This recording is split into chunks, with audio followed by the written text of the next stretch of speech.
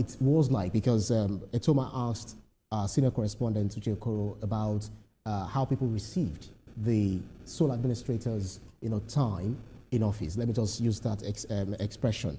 Do you think that he was able to, because he said, I left, or I'm leaving River State better than I met it. Could you help us shed more light, or put understanding into what it probably meant?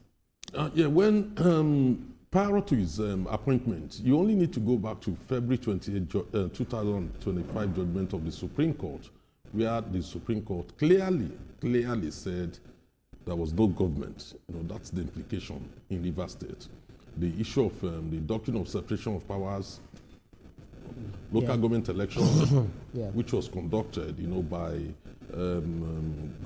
Governor Fubara, was thrown out because it violated the Constitution and the Electoral Act.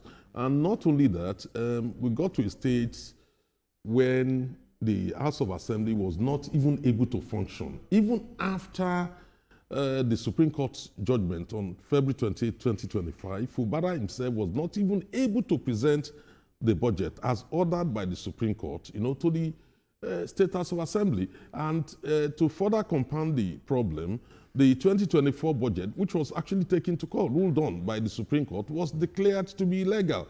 And then you have the clear violation of the Constitution of the Federal Republic of Nigeria by allowing 4 people. You cannot have, what constitutes a House of Assembly is a third. You must have a third. No, a third. That's the minimum that you must have before you can have a House of Assembly. Don't forget, you remember the case of Edo State in 2019 when they had with 24 legislatures and 14 APC members were not sworn in. And they were able to constitute it simply because they met the minimum threshold. The quorum, But in this case, 4 could not, by any calculation, be a third of 31. So therefore, the House of Assembly was operating, that's under Uche Jombo. Uche Okojombo was operating illegally to start with, clear violation of the Constitution. These were the situations inherited by Ibas. He was given a mandate by Mr. President, back by the National Assembly, to go in, restore peace, order, and democracy. And you can only judge him by that. We have peace in River State now. Whether facilitated or supported by the president or by anybody, there is peace in River State. We do not have opposing camps on the streets on a daily basis. Now it's gone. The people are united.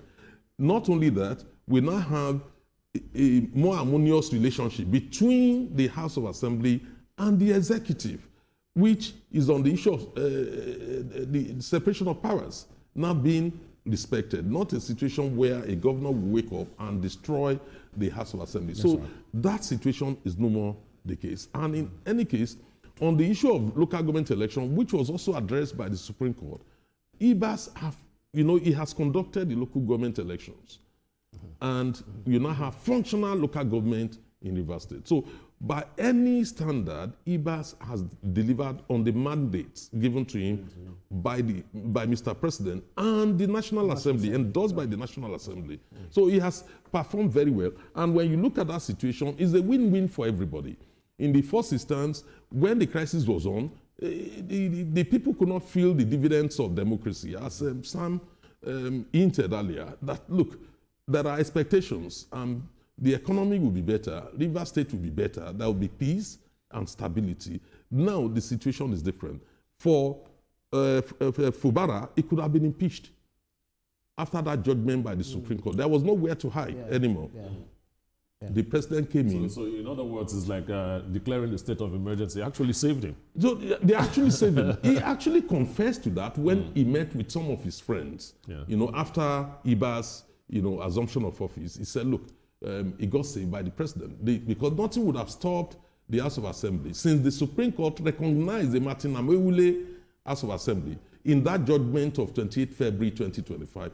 Nothing stopped the House of Assembly from impeaching. So in reality, he is also a beneficiary. But the people of River State will be the major beneficiaries of the step taken by Mr. President, because now they'll be able to enjoy dividends of democracy. Rivers State will be governed peacefully and harmoniously. And of course, yeah, you can see right there on your screen live pictures